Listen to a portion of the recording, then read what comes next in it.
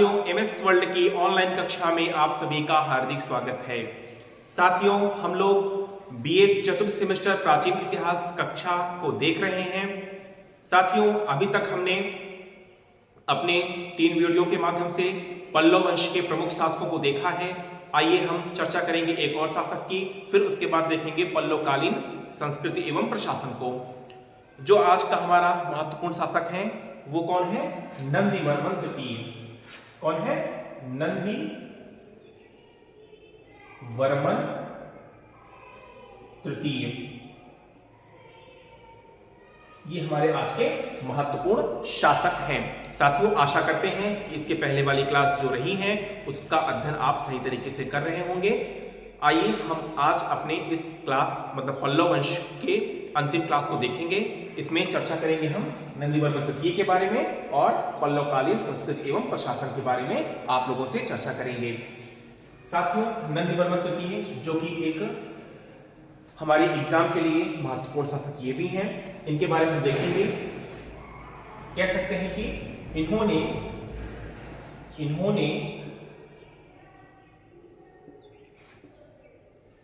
पल्लव काल की गरिमा को पुनः स्थापित किया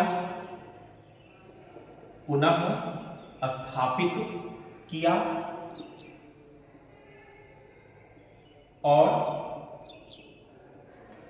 अपने क्षेत्र का विस्तार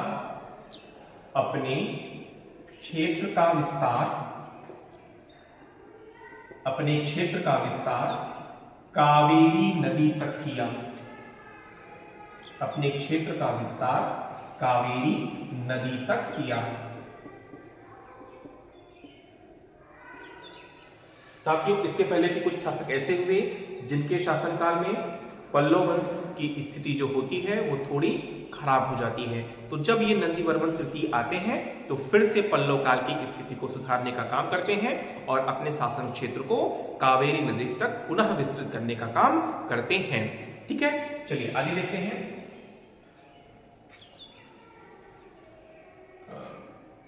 एक ग्रंथ है जिसका नाम है नंदी कलम्बकम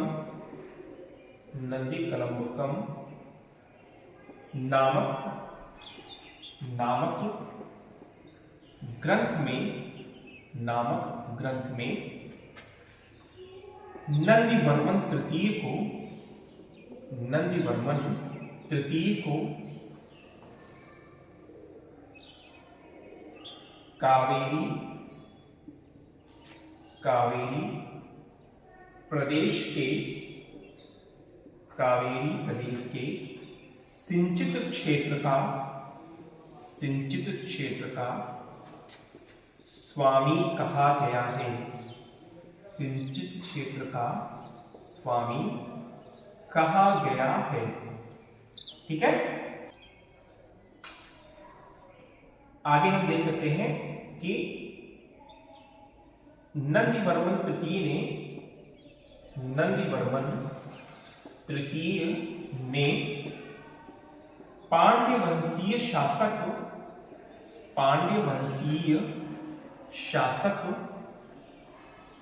श्रीमार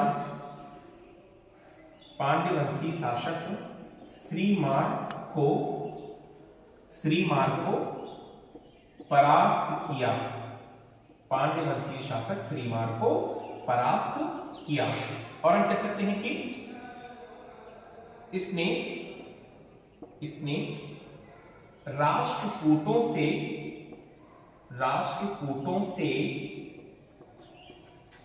मैत्रीपूर्ण संबंध स्थापित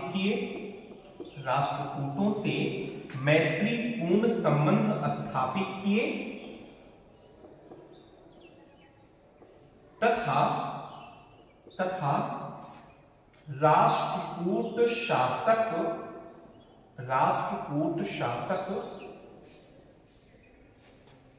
अमोघ वर्ष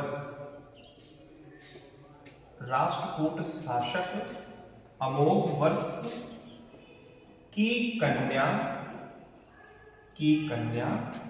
शंखा, मतलब कि अमोघ वर्ष की एक कन्या थी शंखा, जिससे क्या किया, शंखा से विवाह किया, मतलब कि राष्ट्रकूटों से इसने वैवाहिक संबंध स्थापित किए। ठीक है, तो ये आपके कुछ पॉइंट्स हैं, इनको आप अपने नोटबुक में नोट डाउन कर लीजिए, इसका स्क्रीनशॉट ले लीजिए अभी। चलिए आगे देखते हैं हम लोग। नंदीवर्मन तृतीय, नंदीवर्मन तृतीय शैव मतानुयायी था, शैव मतानुयायी था। इसने पालीकोंडा के शैव मंदिर, पालीकोंडा के शैव मंदिर, पालीकोंडा के शैव मंदिर के मुख मंडप का निर्माण करवाया। ठीक है, तो मतलब क्या था कि नंदीवर्मन तृतीय जो था वो क्या था, शैव मत से संबंधित था, शैव धर्म को मानने वाला शासक था। चलिए आगे देखते हैं। नंदीवर्मन के पास एक नौसेना थी, जिसके माध्यम से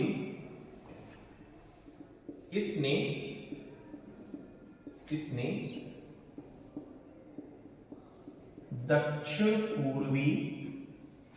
दक्षिण पूर्वी देशों के साथ व्यापारिक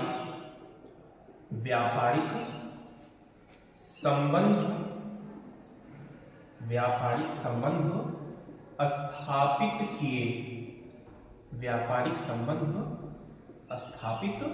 किए। मतलब क्या था कि नौसैनिक रूप से भी नंदीवर्मन तृतीय समृद्ध था, जिसके माध्यम से इसने दक्षिण पूर्वी एशियाई देशों के साथ, जो एशिया के देश, दक्षिण पूर्वी एशियाई देशों के साथ इन्होंने व्यापारिक संबंध स्थापित किए। मतलब व्यापार में इस नौसेना के माध्यम से, इस नाविक शक्ति के माध्यम से व्यापार में अपनी सहभागिता को बढ़ाया। ठीक है, चलिए आगे बढ़ते हैं।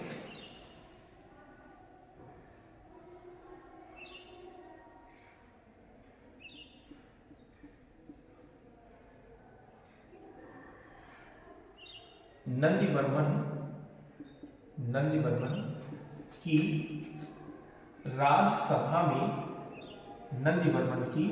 राजसभा में पेरुंदेवनार, नाम थोड़ा टफ है, याद रखिएगा, पेरुंदेवनार निवास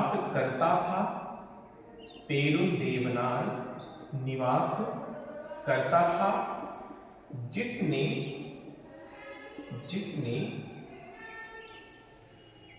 नंदीकलंबकम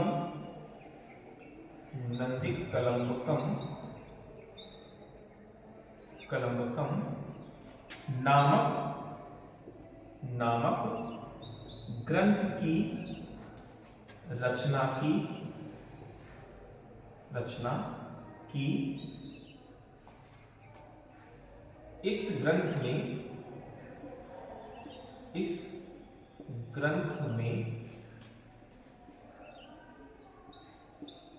नंदीकलंबकम, इस ग्रंथ में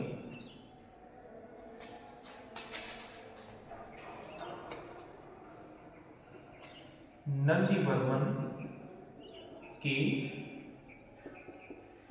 शासनकाल के विषय में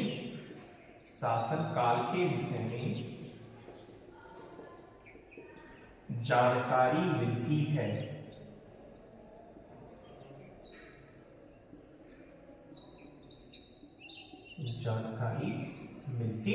है। ठीक है, इसके अलावा हम इसमें एक जानकारी और ऐड करना चाहेंगे कि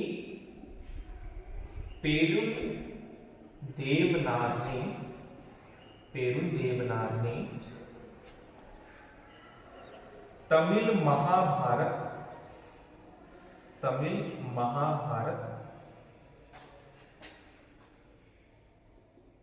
भारत वेड़वा ग्रंथ की रचना की।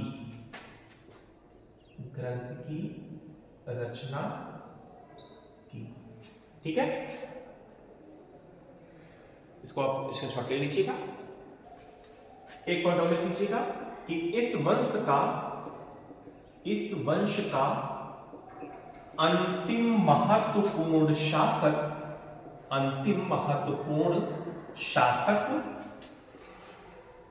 अपराजित था।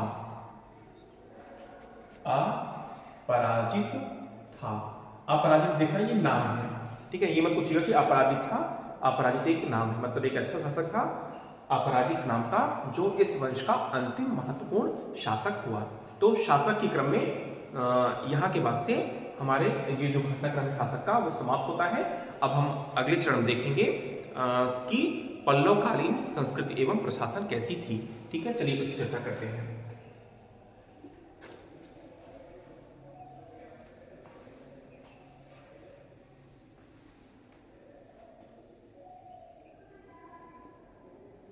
पल्लवकालीन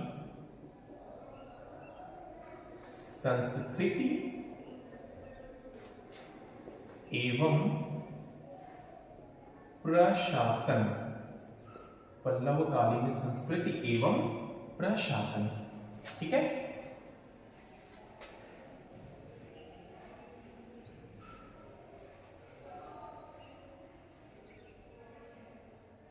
लिखिएगा इसमें कि पल्लव काल के शासक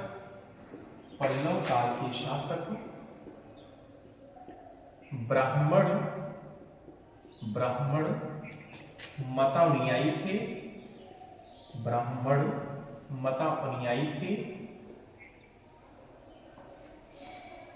अतः इन्होंने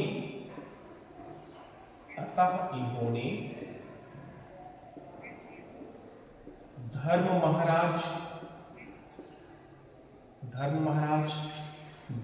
महाराजाधिराज अग्निस्टोम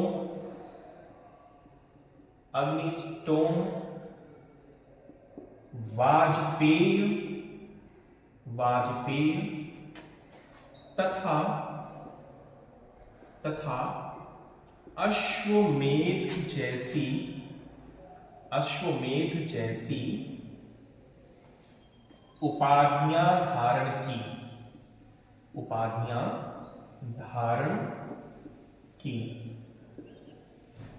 ठीक है, इनका जो राज चिन्ह था वो क्या था?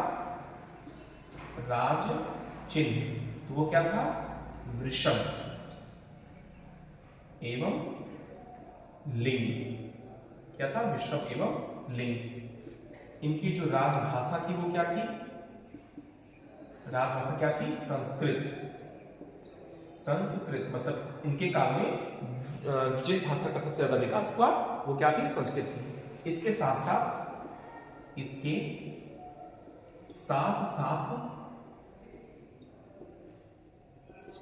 तमिल का भी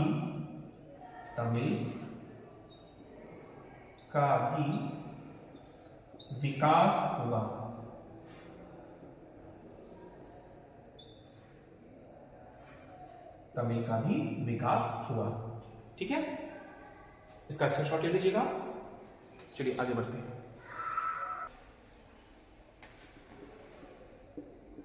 इस काल में अलवार एवं नयनार धर्म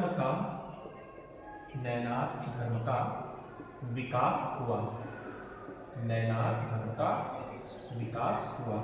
अलवार क्या है? अलवार वैष्णव धर्म से संबंधित संप्रदाय है और नैनार क्या है? वो शैव धर्म से संबंधित संप्रदाय है। ठीक है, चलिए आगे चलते हैं।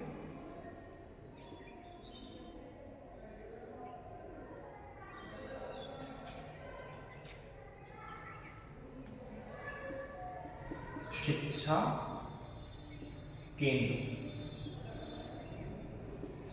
इस काल में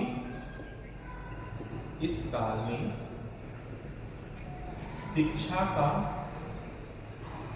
प्रमुख केंद्र कांची था। यहीं पर घटिका नामक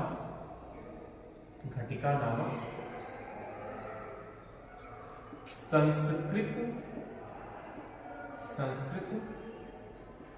महाविद्यालय की स्थापना हुई।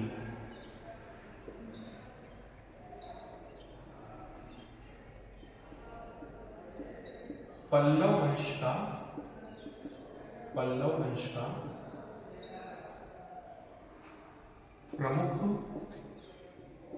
प्रमुख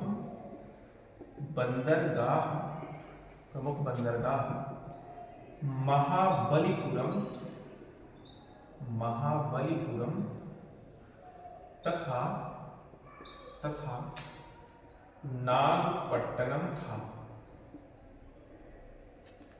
नागपट्टनम था। ठीक है, इसको लिख लीजिएगा। केंद्रीय प्रशासन की देख लेते हैं, चर्चा कर लेते हैं आपसे। केंद्रीय प्रशासन, यहां हम देख सकते हैं कि राजा क्या था? राजा केंद्र में प्रमुख होता था, तो राजा ही क्या होता था? सर्वेसर्वा होता था। राजा का पद क्या था? राजा का पद वंशानुगत होता था, मतलब कि राजा का पुत्र ही क्या बनता था? शासक बनता था, वंशानुगत होता था। राजा को क्या माना गया? राजा को देवता का स्वरूप माना गया, देवता का स्वरूप माना गया,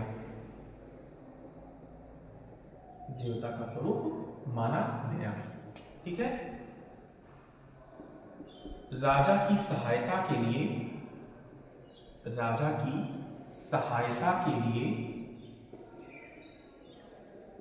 एक मंत्रिपरिषद होती थी,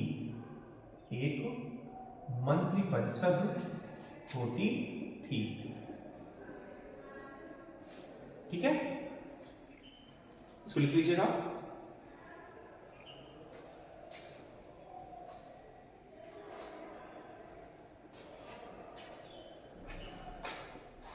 साम्राज्य का विभाजन देख लेते हैं। साम्राज्य का विभाजन, तो सबसे पहले ऊपर क्या होता था? केंद्र होते थे, और केंद्र का प्रमुख क्या होता था? कौन होता था? राजा होता था।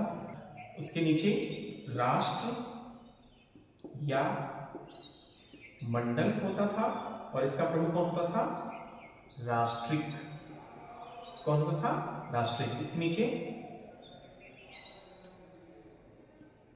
विषय होता था, और इसका प्रमुख कौन होता था? विषयिक। इसके बाद कोदट या कोष्ठम, कोदट या कोष्ठम, इसका प्रमुख कौन होता था? देशाधिकृत। ये क्या था? स्थानीय संरक्षक की तरह था, स्थानीय संरक्षक की तरह था। इसके नीचे कौन होता था? क्या थी? ग्राम। ठीक है, इसका प्रमुख कौन होता था? ग्राम भोजक। ग्राम भोजक क्या था? इसका प्रमुख था। मतलब कि ग्राम का मुखिया।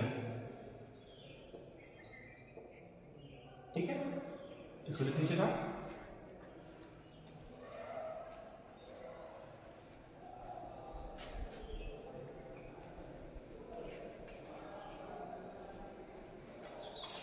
आगे लिखिएगा, ग्राम सभा के बैठक के स्थान को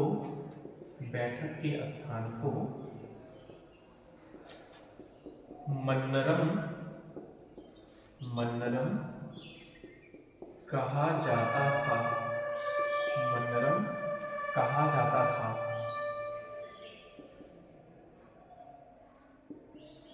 राज्य की आय का प्रमुख स्रोत